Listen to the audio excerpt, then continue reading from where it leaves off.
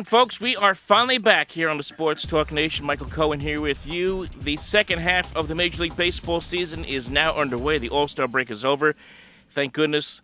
Not having any baseball and not having any of these sports anyway really does suck because there's not much to find on television. But anyway, we are back here. We are back here on the Sports Talk Nation. Michael Cohen here with you. A lot to discuss. We're going to talk about some of the big keys that have to happen for the Mets in order for this team to make the playoffs. Let's go right into it. So, look, it's been the tale of two different seasons here in 2024 for the New York Mets. This was a season that started off looking absolutely glum. And it's turned out that, well, having a character named Grimace actually does pave the way for some good things. 11 games under 500, this team was back on May 29th.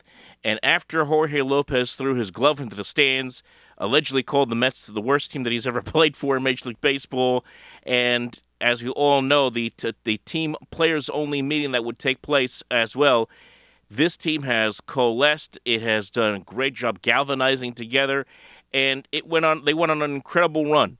Obviously, all the stuff that the fans jumped on during this 40-game stretch where the Mets went 27-13 was outstanding from the month of June into July. From Grimace to Jose Iglesias and the OMG song, which became a massive hit online and in social media. So all that contributing as part of this incredible journey that the Mets have given us here over the last month and a half as they have themselves now in the thick of the wild card race. 49-46 going into play on Friday. Of course, they lost on Friday night to the Miami Marlins, 6-4, 49-47, but still right there in the thick of the playoff race. And the question's going to be is, what are the Mets going to do? Because we're about, 11 days away from the trade deadline taking place. And this team needs to make a couple of moves to improve their chances to get into the playoffs. It is counter to what we thought the Mets would be doing at this time of the year, at the start of the year. The belief was that this was going to be a team that was going to start to tear apart some of its existing parts, maybe move someone like Pete Alonso, who has an expiring contract, and get back some big-time prospects. And while I keep hearing rumblings, as far as rumors are concerned, that that's still a possibility, the fact is this team is right now in the thick of the wildcard race, and knowing that Steve Cohen has come out and said publicly that he expects this team to make the playoffs and wants to win, it's very unlikely that they're going to make that kind of move. And they're going to roll the dice, and they're going to keep someone like Pete Alonso here. They're going to keep a lot of their big pieces here because they have a shot right now at getting to the postseason. So I think one of the big keys here is going to be, can Pete Alonso, if he stays here with the Mets, and it's very likely that he will for the rest of this season, really get hot here in the month as we hit the dog days of summer, because he has not had a good year, guys. He really hasn't. He's hitting only .240 on the season, as we all know. He's actually .238 now, 19 home runs. That's fine, 51 RBIs, but only .214 in the month of July. He has really struggled at the plate. He has struck out a lot and has at times become a home run or nothing hitter, especially over the last 2 years. So you can understand why some Met fans would say, yes, trade him, get some prospects in return. He's not getting any younger. Let's move on.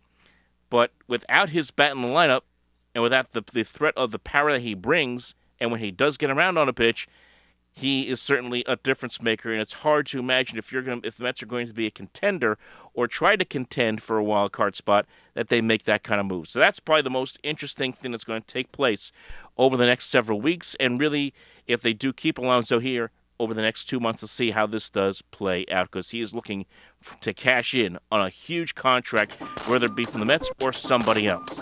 So that's really one of the big keys, the big storylines to watch as we move into the second half of this season.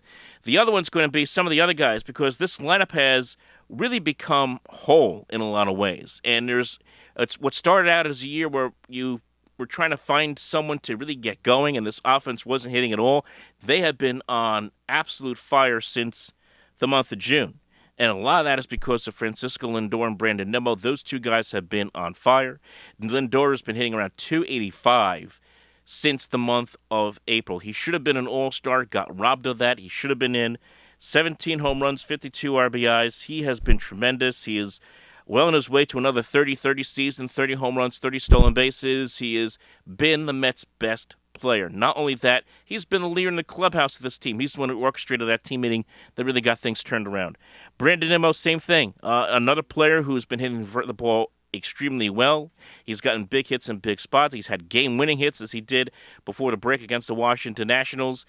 If these two guys continue to hit well, this team is going to be in a great position to win. Not only that, but a lot of the supporting cast, Harrison Bader, J.D. Martinez, Jose Iglesias, who has just become kind of a cultural figure because of the OMG song that he created, and it's kind of sent that clubhouse chemistry to another level. Not only is his clubhouse presence huge, but he's played well at third base, second base, wherever the Mets need him to play, and he's hit the ball pretty well. Right now, up to a .378 batting average with 3 home runs and 16 RBIs. The most important thing is the fact that he finds ways to get on base, and he doesn't strike out. Only 7 strikeouts for Jose Iglesias in 87 trips to the plate. That's not bad at all. So he has been huge. Martinez has done a nice job.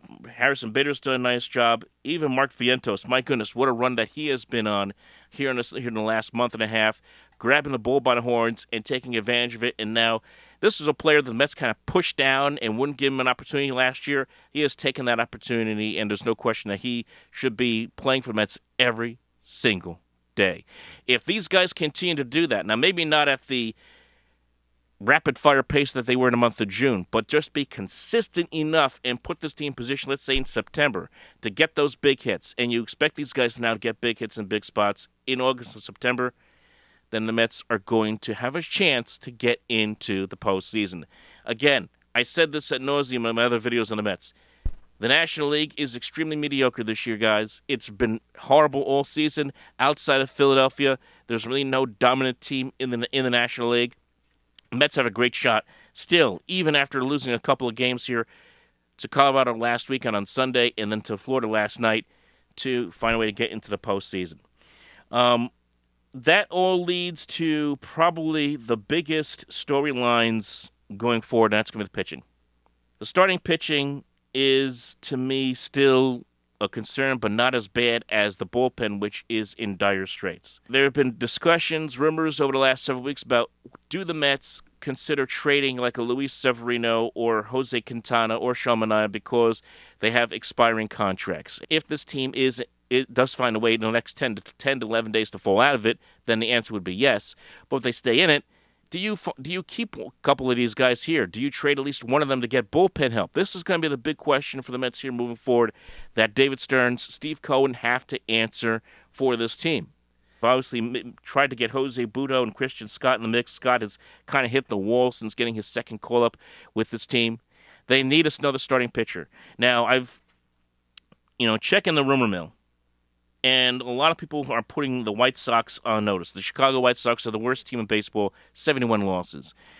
Do they go out there, do the White Sox, and put 2 of their fairly young starting pitchers and their top starting pitchers on the market? Eric Fetty, 7-3 with a 2.99 ERA, and Garrett Crochet, who is 6-6 with a 3.02 ERA. It's funny how those two guys have pitched well on a horrible baseball team, but they have. Now, it's all going to be about contracts, right? That's what this is all about. You take a look at Eric Fetty's contract. He is signed through 2025 with the White Sox. He's making about $15 million at age 30. And then you take a look down the line here. He's only 24 years old. I don't know why the White Sox would be so quick to want to move a 24-year-old, but this is a pitcher who's had injuries in his career. He has 2 more years of team control in arbitration years. Do the Mets go out there, if let's say they want to make a move for a starting pitcher, contact the White Sox to get one of those guys? Those are 2 names that keep getting mentioned. CBS mentioned it as a bold prediction that the Mets would go out there and get Crochet. It all depends on what the Mets want to give up too, because this team did a lot of work last year to kind of fill up that minor league system.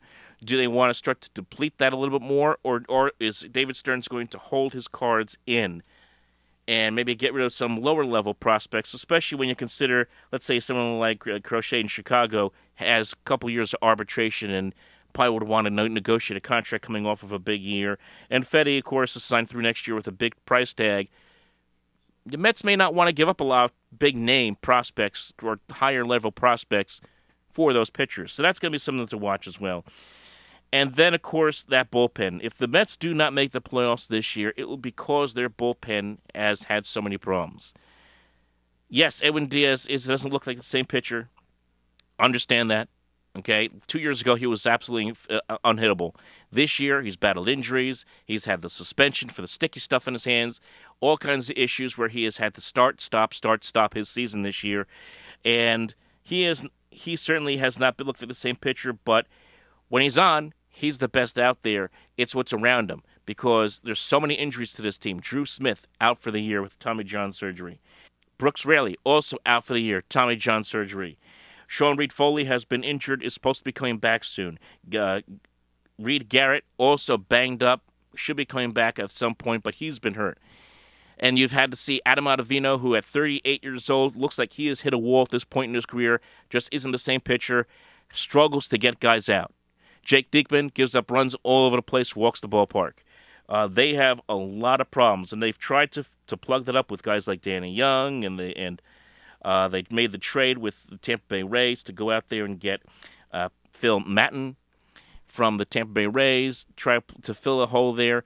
There's probably going to be another move out there or two. If the Mets make any kind of moves, it's probably all going to be bullpen work, if anything. Because the thought of this is, while I just mentioned a starting rotation, couple guys from the White Sox that are being tossed around as potential rumors, the fact is this. The Mets can, let's just say, trade a Jose Quintana out there to get some bullpen help. You have Kodai Senga coming back off of injury. He's been rehabbing for the last few weeks. He's getting another rehab assignment in Syracuse this weekend, and he's pitched well. He is going to come back into this rotation. That's a huge plus. Maybe you get Christian Scott going in this rotation, plus Jose Buto, and you let those three guys be your big mid-season moves in the starting rotation, in-house moves, and you just trade off one of these middling starters like Quintana or Minaya for bullpen help. That might make the most sense for the Mets moving forward here towards the deadline, and those are going to be some of the keys for them moving forward, I think. So one big key, obviously, again, just to quickly review, Pete Alonso has to get going. The rest of this offense has to find ways to continue to hit, keep the good vibes going, continue to get on base and drive in runs, and then obviously the front office has to answer the questions about the pitching. Do you go out and trade for starting pitching? Do you look in-house, obviously with Senga coming back off the injury list? And do you make all your moves focused on bullpen up, which the Mets desperately need badly if they're going to make any kind of moves here in 2024? So we'll see how this plays out. Those are really the keys here going forward for the Mets. For the rest of the way this season. It'll be interesting to see what moves get made over the next 10, 11 days towards the trade deadline, and we'll certainly get on that and talk about that back here on the Sports Talk Nation. So, folks, glad to be back with you. Leave your thoughts below. What do you think the Mets should do here, and what should be their play and their keys moving forward here for 2024? Talk to you later.